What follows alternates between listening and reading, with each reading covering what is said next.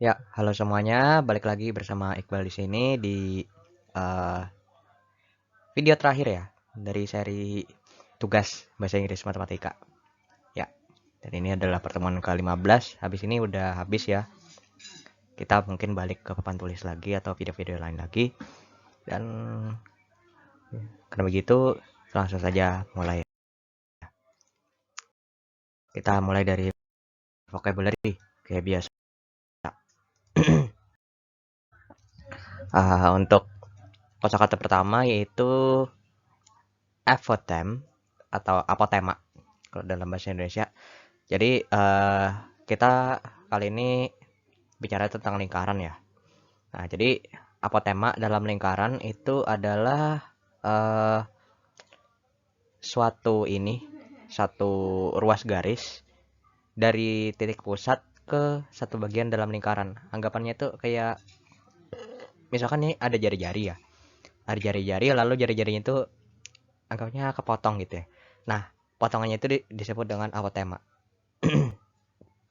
Nah, nih kalau di deskripsinya itu sih sebuah ruas garis yang satu ujungnya itu di titik pusat dan satu ujungnya itu di satu bagian di dalam lingkaran ya. Nih, ada contohnya ini. Ini apa tema? Lalu kosakata kedua yaitu adalah arc atau busur dalam bahasa Indonesia. Jadi eh, busur itu adalah satu bagian ya, bagian dari lengkungan. Kan kalau lingkaran itu kan kalau semua lengkungan digabung itu kan jadinya lingkaran. Nah, kalau lengkungannya cuma satu bagian aja itu disebutnya sama busur. Nah, ini ya. Nih, dari sini ke sini itu disebut dengan busur atau arc dalam bahasa Inggris. Lalu kita punya yang namanya sektor atau juring ya. Sektor atau juring itu adalah daerah daerah yang dibentuk oleh dua jari-jari dan satu busur ya. Nah, ini ada ini. Ya kayak segitiga tapi bukan segitiga. Ya ada satu jari-jari lagi lalu dihubungkan dengan busur. Nah, lalu dalamnya ini disebut dengan juring ya. Juring dari satu lingkaran. Lalu ada yang namanya radius atau jari-jari. Radius atau jari-jari. Ya, jari-jari itu adalah satu apa? Uh, jarak dari titik pusat ke eh apa? Ke lingkaran dari arah manapun ya. Dan eh panjang semua jari-jari dalam satu lingkaran itu sama. Nih jari-jari misalkan sini OB, OA, OC, misalkan ini OE gitu, itu semuanya sama ya. Nah, itu disebut dengan jari-jari. Nah, lalu ini radii is the plural of radius. Jadi bentuk jamak dalam bahasa Inggris ya. Misalkan ada banyak jari-jari itu disebutnya radii. Kalau satu doang itu radius atau radius. Terus ada chord tali busur. Jadi tali busur itu adalah apa ya? Penghubung ya. Satu garis yang menghubungkan ujung apa? Satu titik ke titik lain dalam satu busur ya. Ini misalkan ini ada satu busur AC ya. Ya, AC. Nah, lalu dari A sampai C ini ditarik satu garis. Nah, garis yang AC ini, garis AC yang garis lurus ini disebut dengan tali busur. Lalu ada yang namanya center atau titik tengah. Titik pusat sih ya, lebih tepatnya. Titik pusat itu ya titik yang berada di tengah-tengah lingkaran ya. Dan ini menentukan berapa diameternya, berapa jari-jarinya gitu ya, dan lain sebagainya. Kalau Biasanya itu dilambangkan dengan huruf O ya. Lalu sudah ya buat ini, buat lingkaran. Lalu ada kompas atau kalau dalam bahasa Indonesia itu adalah jangka. Jangka itu adalah alat untuk menggambar satu lengkungan atau lingkaran. Nih ada ilustrasi jangka ya. Kayaknya aku punya jangka deh, cuman lagi jauh, jadi gak bisa aku ambilin. Nah, jadi anggapannya itu ini ada bagian-bagiannya. Ini ada anggapannya sendi jangka. Lalu ini karena ada kebagi dua kan. Yang satu ini buat buat ditaruh pensil, satu ini jarum. Nah, jarum ini anggapannya jadi titik tengahnya. Ditusuk ya, ditancap ke buku gitu, lalu diputar jangkanya. Tadi nanti kebentuk satu lingkaran atau satu lengkungan. Untuk jangka, lalu kita masuk ke sudut-sudut ya. Sorry. Yang pertama ada central angle atau sudut pusat dalam bahasa Indonesia. Jadi sudut pusat itu adalah sudut yang dibentuk dari dua jari-jari ya. Anggapannya istilahnya gini. Ini ada contohnya ya. Ini misalkan ada titik pusat. Lalu dari titik pusat ini diambil ada dua jari-jari yang diambil. Nah, ini kan membentuk satu sudut. Nah, sudut yang dibentuk ini itu namanya sudut pusat. Nah, ini ada contohnya lagi ya. Ini ada jari-jari OK atau KO, lalu ada LO. Nah, jadi terus digabung jadi satu sudut, itu sudut KOL itu besarnya 120 derajat. Dan ini ada MON juga, ini 60 derajat ya. Lalu vocabulary yang terakhir, kosakata yang terakhir adalah inscribed angle atau sudut keliling. Jadi tadi ada sudut pusat, ini ada sudut keliling lagi. Nah, jadi sudut keliling itu adalah anggapannya itu sudut yang ini ya. Kalau sudut pusat itu kan di sini ya. Nah, kalau sudut keliling itu dia itu adanya di belakangnya si sudut pusat gitu. Nah, jadi misalkan ini aja. Ini AOB. Nah, ini ditarik satu garis diambil satu titik di belakang, lalu A disambungkan ke sini, lalu B disambungkan ke sini gitu. Nah, misalkan ini contohnya. Jadi membentuk sudut ACB gitu. Nah, untuk besar sudut keliling itu adalah setengah dari sudut pusat ya. Dan itu sudah ketentuan ya. Sudut keliling itu setengah dari sudut pusat. Dan kebalikannya juga, sudut pusat itu 2 kali sudut kelilingnya. Jadi misalkan ketemu soal gitu ya, cari sudut pusat tapi diketahui sudut keliling, ya kalian tinggal kali 2 saja. Tapi kalau misalkan ketemu soal cari sudut keliling tapi diketahuinya sudut pusat, ya tinggal dibagi 2 saja. Ada contoh-contohnya lagi ya. Dan mungkin itu saja untuk kosakata ya. Dan kita masuk ke pembahasan soal-soal. Kita mulai dari video. I'll speak English from now, okay? So for the first problem in the video, sorry if it's a bit like that. Let's say there are four people in a room, and four people in the room, or people what? People A, B, C, and D, and they're all.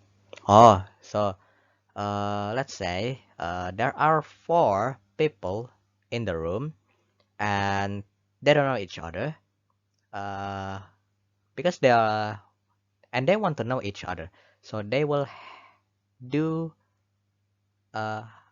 They will shake hands exactly here, one from every person in the room. So there.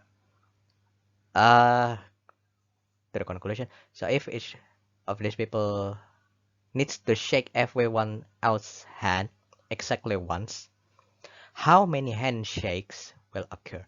So Let's let's say I'll illustrate by this. Okay, so A shaking B's, and then shaking C's and shaking D's, and then B is shaking C's and then shaking D's. Why not shaking A? Because A already shaking B, and then C is shaking D, and that's it. 1, 2, 3, 4, 5, 6. There are 6 ways if we do that manually, but we do this using permutation. I think we already learned about permutation in previous meeting, if I remember correctly.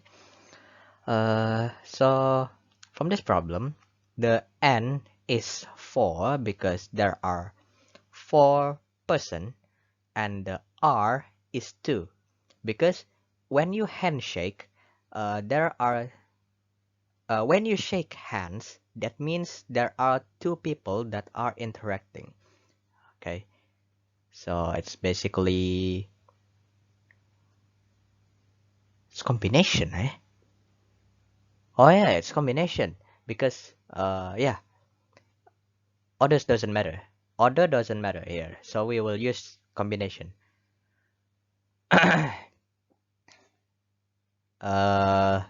So 4 combination 2 will be 4 factorial divided by 2 factorial times 4 minus 2 factorial, and it will be 6. 6 handshakes will occur in this problem, and that's maybe as simple as that. I don't know, I forgot. Alright, let's move on to the next problem, which is chapter 5, example 11 from the book. And a bag of candies contains candies of different fruit flavors. 4 candies are strawberry, 8 are lemon, and 3 are cherry flavored. If 2 candies are picked at random without replacement, what is the probability that they will both will have the same flavor? So the experiment is we pick 2 candies, and then the outcome, of course, 2 flavors are picked, and then it's considered success if the flavors are the same. So we will first use conic principle.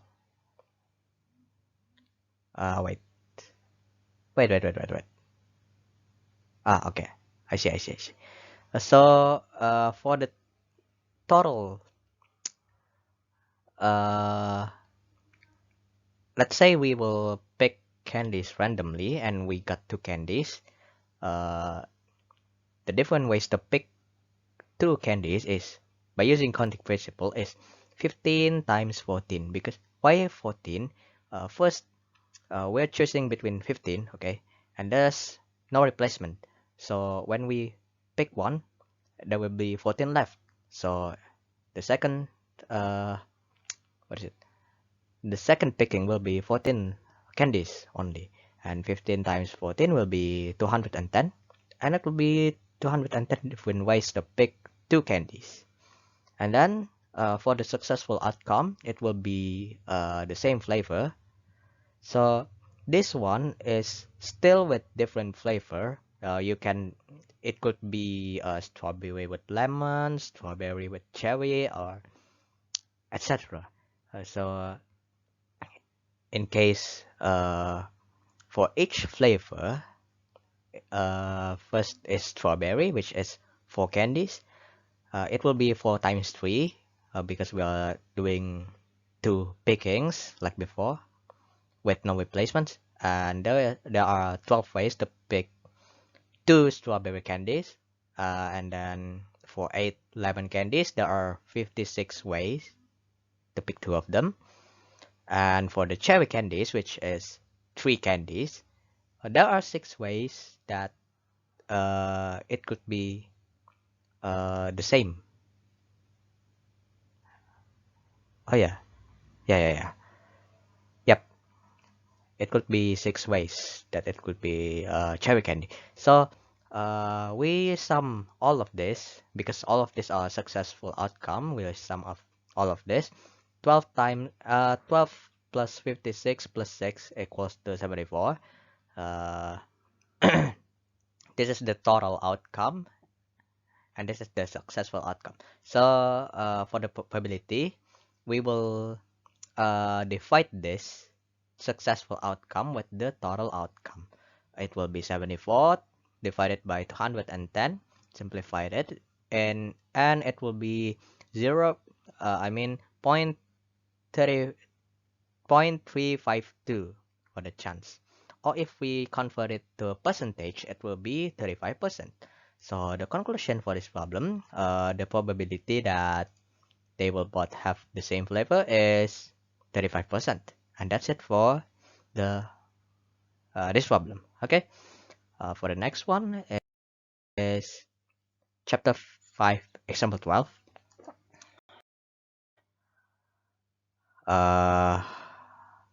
A card is drawn from an ordinary deck of 52 playing cards and will placed in the deck. A second card is then drawn. What is the probability that both are picture cards? So it's kind of the same as before, but this time without replacement. Eh. With replacement, I mean. So the experiment, which is picking two cards, like before, it's two candies. This time it's two cards, and the outcome is, yeah, we pick two cards, and it's considered success if the two cards are picture cards, which is Jack, Queen, and King. Okay. So the first step is to find the total outcome of all pickings. It will be 52 times 52 because we draw all 52, and then we, what is it? Let's say we pick one and we drop it again, and then we pick up again. It will be still 52 in the second picking, and it will be 2,704 different outcomes for the card picking. And then for the successful outcome, it will be 12 times 12. Why 12? Because why there are 12 picture cards? Because in the playing card, there are 4 types, okay? And each type has 3 picture cards. So 4 times 3 is 12, okay? Like before, we are picking with replacement. So 12 times 12 is 144, and for the probability of drawing a picture card, like before, the successful outcome divided by total outcome, it will be 144 divided by 2,704. Simplified, it will be 9 per 169. So the probability that both are picture cards is 9 per 169. And that's it for the second problem. And the next one is example 13, chapter 5. Chapter 5, example 13. A fair coin is tossed 5 times. What is the probability of getting 5 heads? So it's very simple. In a fair coin, the probability of each side is the same. Okay, it has 2 sides, so each one has 1 per 2 and 1 per 2. Okay, so if we wanna get 5 heads, it will be 1 per 2 times 1 per 2 times 1 per 2 times 1 per 2 times 1 per 2, or simplified into 1 per 2 with the power of 5, and it will be 1 per 32. So the probability of getting 5 heads is 1 per 32. Very simple. And for the last one, chapter 5, example 14. Okay, the monthly rainfall for a Midwestern city for the past year is given in the table below. How many months would you expect rainfall between 2 and 3 inches over a 5-year period? So we got January of 2.9 inches, February of 2.5 inches, March of 3.3 inches, April of 4.2 inches, May for 4.8 inches, June for 4.3 inches, and July in 4.1 inches, and August, which is 3.3 inches, and the September is 3.5 inches, and October, which is 3.1 inches, and November, which is 3.3 inches, and then the December, which is 2.9 inches. So the solution is the ones that happen between 2 and 3 inches is January, February, and December. And this will be 3 months out of all 12. Okay, 1 year is 12 months. Only 3 months that are between 2 and 3. So 3 per 12 is 25% chance of raining between 2 and 3 in 1 year. Okay, and then 5-year period will be 60 months because 1 year is 12 months, and we multiply it by 5, it will be 60 months. So the chance of getting rainfall between 2 and 3 inches in 5 years will be 60 months times 25%, and it will be 15 months. So we will expect 15 months of rainfall between 2 and 3 inches over a 5-year period. And that's it for the last problem, I think. And thank you so much for watching. Leave a like or dislike so I know how you feel about this video. Don't forget to share it to your friends or families or anyone if you find this video informative. And don't forget to subscribe because I won't be making video like this, but I will make another format. Maybe I will be back in what is it? A whiteboard maybe? Okay. Right. See you at the next lesson. And maybe that's it. Okay. Goodbye.